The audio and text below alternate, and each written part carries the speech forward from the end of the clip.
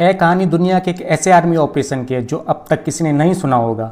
सोचिए, एक ऐसा सोल्जर जो एक ऐसे देश में पहुंच गया जो दुश्मन देश था, और फिर जो ऑपरेशन हुआ वो हिस्ट्री में हमेशा हमेशा के लिए लिख दिया गया। यही हकीकत थी अमेरिका के उस एयरमैन की जो 36 घंटे से ज़्यादा समय ईरान के पहाड़ों में छुपा रहा।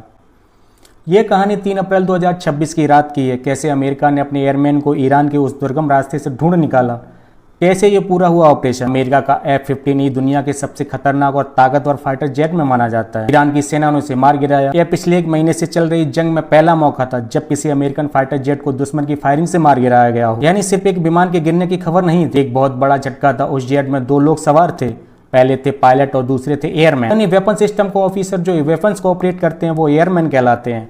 पायलट बहुत किस्मत वाले निकले, उन्हें 3 अप्रैल की रात को ही कुछ ही घंटों के बाद रेस्क्यू कर लिया गया। लेकिन एयरमैन की कहानी यहीं से शुरू होती है।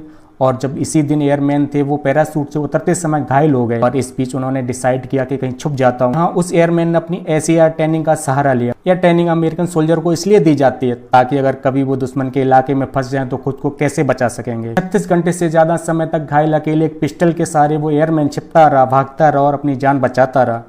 इधर ईरान ने पूरी ताकत लगा दी थी उसको ढूंढने में। ईरान की IRGC यानी रेवोल्यूशनरी गार्ड वहां तक पहुंच चुकी थी।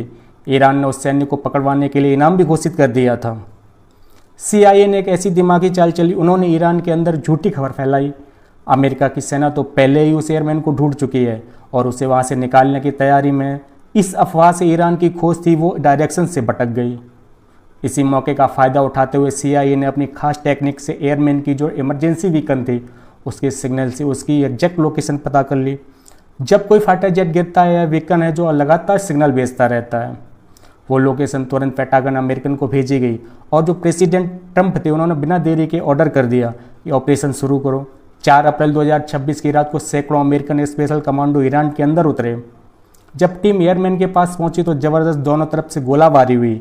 2 अमेरिकन रेस्क्यू हेलीकॉप्टर ईरान के फायर से डैमेज भी हुए, लेकिन कमांडो रुके नहीं, अपने इस एयरमैन को सुरक्षित निकाला। वापसी में एक और मुसीबत आई।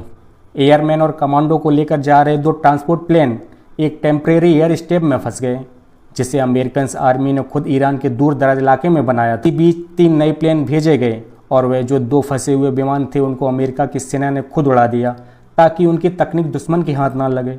अपने विमान को जला दिया। इतिहास में पहली बार दुश्मन के इलाके में पायलट्स को अलग अलग ऑपरेशन में सेफ निकाला गया। अमेरिकन प्रेसिडेंट ने लिखा कि हम कभी किसी अमेरिकन सोल्जर को पीछे नहीं छोड़ते हैं। ये सिर्फ एक मिशन की कहानी नहीं है, यह एक इंसान की कहानी है। फाइनली 5 अप्रैल 2026 की सुबह प्रेसिडेंट ट्रंप ने ऐलान किया, वी गॉट हिम। यही अमेरिकन हिस्ट्री का सबसे साहसी सर्च और रेस्क्यू ऑपरेशन रहा। आपको हमारा वीडियो पसंद आया हो तो लाइक और शेयर करना ना भूलें। नमस्कार, मिलते हैं नेक्स्ट वीडियो में।